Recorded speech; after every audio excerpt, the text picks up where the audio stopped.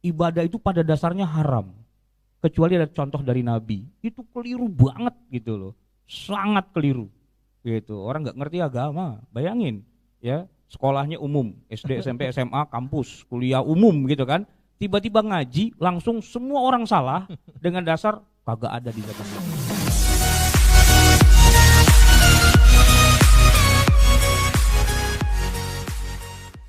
Bagaimana suatu amalan itu punya kriteria khairan atau punya nilai kebaikan bagus di pandangan atau dalam sudut pandang Allah Subhanahu wa taala. Amal itu ada dua macam. Oke. Ada yang sifatnya ubudiyah, ritual, yang kaidahnya adalah bahwa yang namanya ibadah itu harus tauqifi. Ya. Ada kesalahan menggunakan kaidah bahwa ibadah itu pada dasarnya adalah haram kecuali ada contohnya. Itu kaidah keblinger, ngawur, dan gak pernah ada yang pernah bilang kayak gitu. Al aslu fil ibadah at-tauqif. Tauqif bukan haram. Gitu. Nah, orang yang goblok agak ngerti agama itu copy paste ibadah itu pada dasarnya haram kecuali ada contoh dari Nabi. Itu keliru banget gitu loh. Sangat keliru. Gitu. Orang nggak ngerti agama. Bayangin ya, sekolahnya umum, SD, SMP, SMA, kampus, kuliah umum gitu kan. Tiba-tiba ngaji langsung semua orang salah dengan dasar kagak ada di zaman Nabi. Kagak ada di zaman Nabi. Kagak. Pada dasarnya yang namanya ibadah itu haram kecuali ada contohnya dari Nabi. Itu kelihatan begonya, itu kelihatan di situ, Pak. Kelihatan begonya, Pak. Iya. Makin dia ngomong makin panjang, makin kelihatan begonya. Gitu. Kenapa? Karena siapa yang bikin kaidah bahwa ibadah itu pada dasarnya haram, itu ketahuan dia nggak ngaji, ketahuan nggak pernah belajar ilmu usul fikih dan sebagainya. Tidak ada kaidah kayak gitu. Kaidah yang benar itu adalah al aslu fil ibadati at-tauqif. Ya, pada dasarnya kalau kita mau ibadah itu tauqif, bukan haram, tauqif. Apa tauqif? Nunggu ada dalil.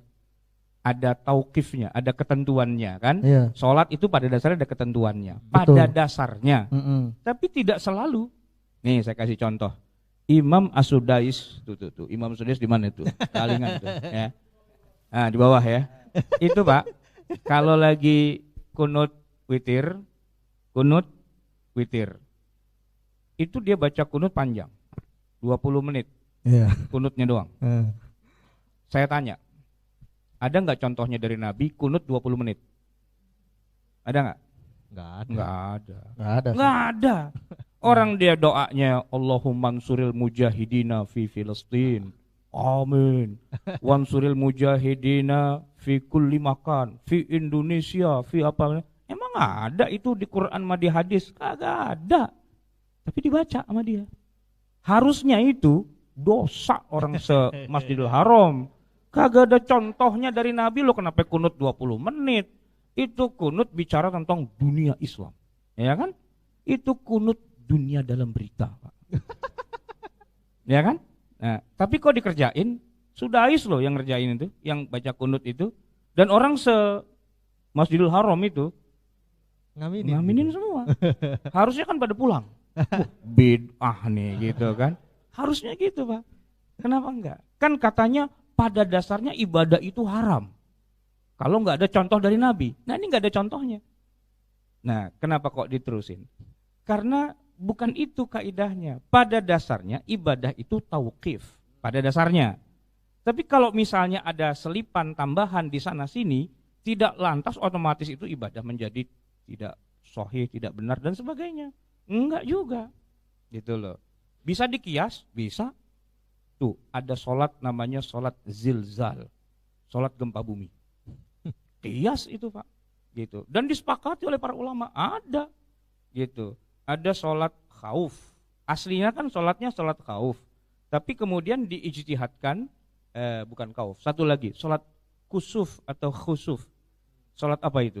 Gerhana matahari, gerhana bulan. Yeah. Melihat fenomena alam yang kayak gitu, orang pada ketakutan, jadi muncul yang namanya sholat fi syiddatul khaufi, sholat dalam keadaan yang sangat takut.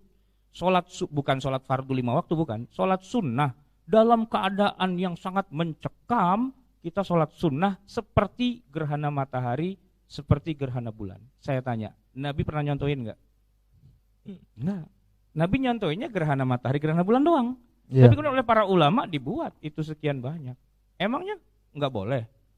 Boleh, sangat-sangat boleh, gitu kan? Jadi ini baru amal yang bagus itu pertama kan yang ibadah, gitu kan? Oh, iya. Nah yang kedua yang non ibadah, yang non ritual. Non ritual itu prinsipnya adalah asalkan dia tidak melanggar hukum syariah, maka ya boleh-boleh aja. Ya kan, al aslu fil asya'i al ibahah. Ya, pada dasarnya segala sesuatu di luar yang ritual ibadah itu pada dasarnya boleh.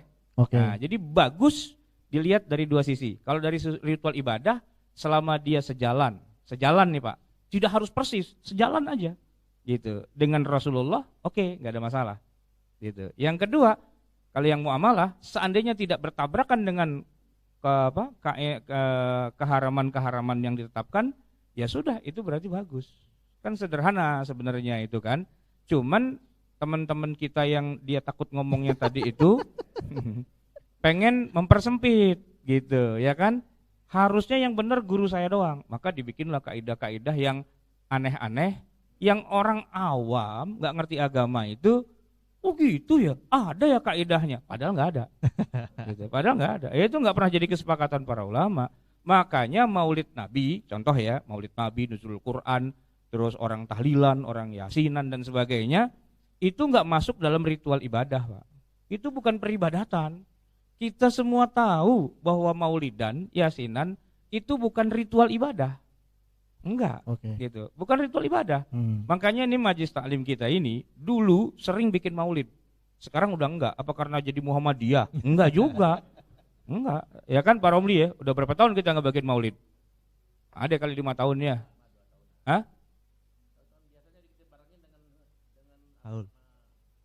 Haul. Iya, enggak, maksud saya kalau itu ritual ibadah kan mesti dikerjain. Kalau enggak ntar dosa karena ritual. Ya, karena ini bukan ritual, ya kalau panitianya lagi pada pengen, yuk bikin maulid, yuk gitu kan. Kalau lagi pada elek gitu, elek tuh bahasa Betawi gitu ya. Lagi ogah gitu kan. Nah, lagi ribet, lagi maulid gimana? Udah ntar aja kapan-kapan. Nah, gitu kan. Karena dia bukan ibadah. Ya, kesepakatan kita aja. Oh, kita mau kumpul, kita mau baca yasin, kita mau apa zikir, kan begitu maulid. Mau baca sirah nabawiyah, mau ngundang ustadz, mau makan berkat, nasi uduk, nasi ulam, nasi kebuli dan sebagainya. Nah, itu bukan ritual ibadah, itu muamalah umum aja. Di mana orang punya kebiasaan kayak setiap hari lahirnya dia kumpul-kumpul keluarga, ya kan, ulang tahun, gitu kan. Sama, kita juga gitu. Coba, ada nggak contohnya dari Nabi? Kalau hari raya, ya hari raya Idul Fitri, habis sholat Id kumpul di rumah siapa gitu, ada nggak contohnya dari Nabi? Kagak ada. Seandainya memang itu benar Pak, ya Nabi sudah melakukannya. Nggak pernah Nabi itu kumpul-kumpul sama sahabat habis sholat Id, makan ketupat gitu ya. Nggak ada. Makan opor ayam. Nggak ada. Nggak pernah Nabi melakukan itu. Habis sholat Id Nabi ngapain? Pulang. Udah, kerja seperti biasa umumnya, nggak ada hari libur Pak, nggak ada hari libur, nggak tanggal merah di Madinah zaman segitu Pak. Mudik nggak ada Ustaz?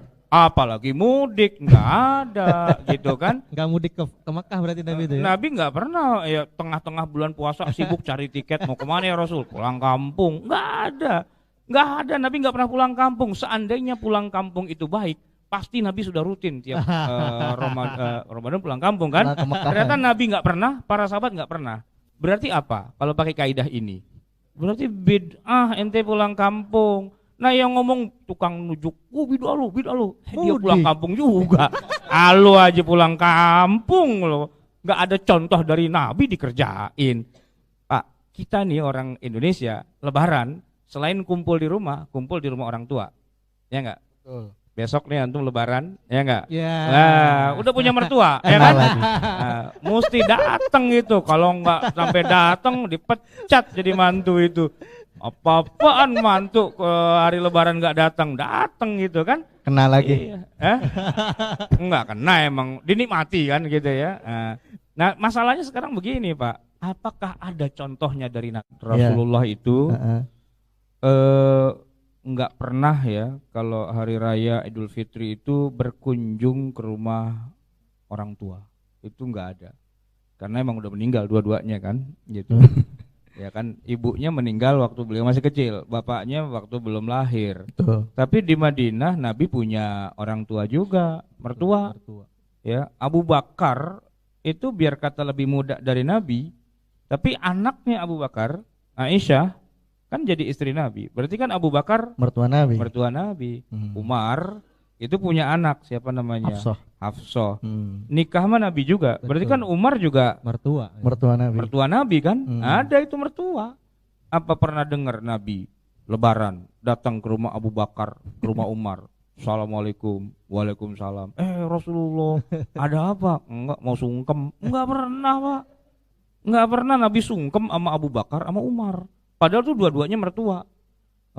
Ente jajalin kagak datang ke rumah mertua. Oh, ditampol kan gitu ya. Suruh ulang lagi. Suruh ngulang lagi. Ribet itu urusannya.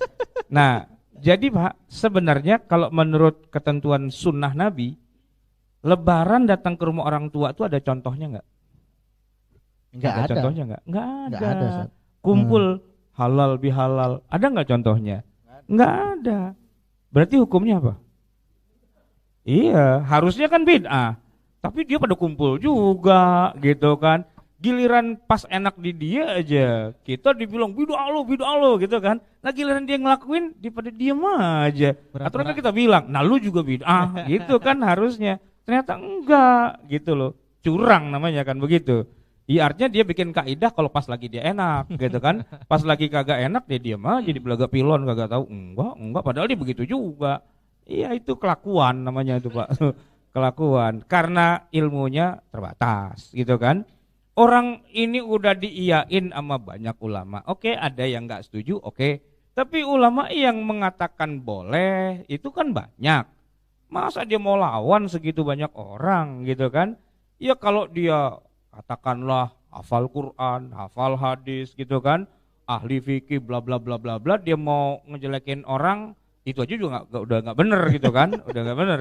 Tapi taruh dah ada setetes ilmu gitu, ini ilmu kagak ada gitu, kering kosong, ibaratnya kepala itu Pak, koclak kagak ada isinya gitu loh. Iya kan, udah gitu mau nyalain orang, pakai kaidah lah dan sebagainya. Nah kita yang udah ngaji duluan, tahu kenapa? Kan dulu gua kayak lu juga dulu, kayak gitu juga, koclak juga sih dulu. Jadi paham gitu kan. 20-30 tahun yang lalu gua kayak lu gitu kan. Nah sekarang lu kayak gini gua tahu gitu ya. Istilahnya ya apa namanya junior. Ya junior. Makanya kita doain ya Pak ya. Yang begitu-begitu ntar kembali ke jalan yang benar gitu loh. Ya kan? Bukan kita sumpahin, bukan kita jelek-jelekin, enggak. Kenapa? Gue juga kayak lu dulu, kayak gitu juga gitu kan. Masih sesat gitu kan. Nah, lama-lama kan belajar sono, belajar sini, banyak perbandingan, banyak ilmu, luas. Jadi tahu, enggak kemudian merasa diri paling bener doang. Nanya sama Pak Romli dulu, tahu dia saya dulu kayak apa dulu, ya kan? Lama-lama dia diam-diam aja, dia jaga rahasia, dia jaga rahasia, ya kan? Karena kalau dibuka rahasia saya buka lagi. Punya kartu Ustaz. Ya, kita punya kartunya. Main buka-bukaan gitu. Jadi sangat menarik yang membahas usaha syahwat, dan itu satu pemikiran dengan penjelasan dari Profesor almarhum Ali Mustafa Yaqub Ustaz tentang masalah ini. Oh gitu ya. Beliau pernah mengatakan begini Ustaz. Nih para jamaah ya. Almarhum Profesor Ali Mustafa Yaqub ketika ditanya masalah bid'ah, itu beliau nanti di bid'ah yang mana dulu nih katanya. Karena bid'ah itu bisa nempel di 3 tempat katanya. Ya, yang pertama nempel di masalah akidah. Nah, kalau ada bid'ah dalam akidah itu haram. Semuanya haram dan sesat. Ya. Kalau bid'ah dalam masalah akidah, ya, misalnya ada kita berkeyakinan ada nabi baru. Itu sesat dan haram hukumnya. Yang kedua, bid'ah dalam masalah ibadah. Tadi saya bilang, selama tidak bertabrakan dengan syariat, tidak bertabrakan dengan Al-Quran dan Sunnah, itu boleh, ya boleh. Bukan pakai kaidah ini tentunya. Ya. Selama amalan yang kita lakukan, walaupun belum ada di zaman Nabi, tapi tidak bertentangan dengan nilai-nilai syariat, itu hukumnya boleh. Ya. Yang ketiga, bid'ah dalam muamalah. Bid'ah dalam muamalah kata Profesor Ali Mustafa Yaqub itu dianjurkan dilakukan sebanyak-banyaknya katanya. Ya. Muamalah itu ya hubungan sama manusia, transaksi misalnya ya, transaksi ekonomi. Itu kan banyak sekali inovasi. Ada sekarang jual beli online. Zaman dulu belum ada jual beli online ya. Ada Gojek dan sebagainya, itu kan merupakan inovasi-inovasi dalam masalah muamalat antar manusia. Itu dianjurkan untuk membuat bid'ah sebanyak-banyaknya selama tidak ada dalil yang mengharamkannya ya. Al aslu fil muamalati al ibahah ya, illa an yadulla dalil ala tahrimiha. Asal dari muamalah itu adalah ibahah, boleh selama belum ada dalil yang mengharamkannya, yang menunjukkan keharamannya seperti itu. Baik ya, jadi sangat jelas ya kajian kita pada saat ini bahwasanya laukana khairan la sabaquna ilaih itu ternyata bukan kaidah yang bisa dijadikan sebagai justifikasi untuk menghukumi bahwa amalan yang belum dilakukan oleh Nabi dan para sahabat itu salah ya. Tidak bisa digunakan laukana khairan la